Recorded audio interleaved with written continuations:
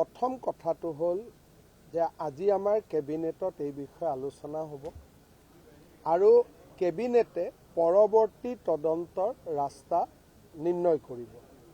দ্বিতীয়তে এই গোটেই যিটো এটা ষড়যন্ত্ৰ ভাৰতক দুৰ্বল কৰা ই এটা বিৰাট ডাঙৰ ষড়যন্ত্ৰ অসম চৰকাৰে তেনেকৈ ভাবে আৰু তাৰ কেন্দ্ৰীয় ভূমিকাত পাকিস্তানৰ এজন নাগৰিক আৰু এগৰাকী ব্ৰিটিছ নাগৰিক জড়িত হৈ আছে।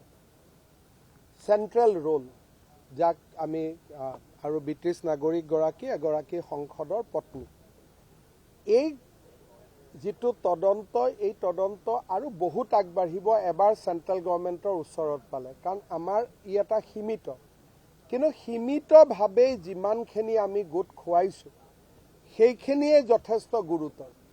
আৰু যেতিয়া ই আগবাঢ়ি যাব NIA বা আমাৰ IB বা CBI যেতিয়া ইয়াক হাতত ল'ব, মই ভাবোঁ যে ই আৰু বহুত দূৰ আগুৱাই যাব।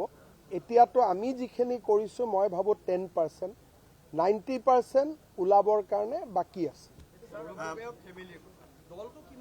চাওক, মোৰ দলটো এইটো কোনো পলিটিক্স নহয়, এইটো ৰাষ্ট্ৰীয় সুৰক্ষাৰ কাৰণে আমি কৰা এটা তদন্ত। মই ভাবোঁ যে ইয়াৰ পৰা পলিটিক্সত কিবা ইম্পেক্ট পৰিব নপৰিব সেইটো গৌণ। ৰাষ্ট্ৰৰ সুৰক্ষাটোৱে হৈছে মুখ্য, গতিকে ৰাষ্ট্ৰৰ সুৰক্ষাৰ কাৰণে আমি কাম কৰিছোঁ।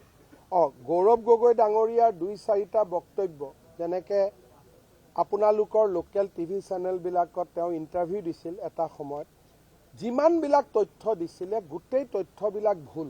ল'ৰাৰ নাগৰিকত্ব কোভিডৰ সময়ত মই পৰিৱৰ্তন কৰিছিলোঁ, কিন্তু এতিয়া আমাৰ হাতত পৰা ডেটাই প্ৰমাণ কৰে যে তেওঁ নাগৰিকত্ব 2022ত পৰিৱৰ্তন কৰিছিল, তাৰমানে কোভিডৰ বহু পিছত। গতিকে মই যোৱাকালি আমি এনালাইচিছ কৰিছিলোঁ যে অসমৰ টিভিবিলাকত তেওঁ দিয়া ডিফেন্সত যিবিলাক ইণ্টাৰভিউ আছিলে সকলোতে তেওঁ ভুল তথ্যই দি থৈ গৈছে। এতিয়া যদি চেনেলবিলাকে ভাবে যে ভুল তথ্যবিলাক আমি উদগাম, হয়তো কংগ্ৰেছৰ অসুবিধা হ'ব, কিন্তু বোলে চেনেলবিলাকে যদি ভাবে যে ডাঙৰ মানুহৰ ল'ৰা পাপ কৰিলেও আমি একো নকওঁ, বেলেগ কথা। এইটো আপোনালোকৰ ওপৰত ডিপেণ্ড কৰিব।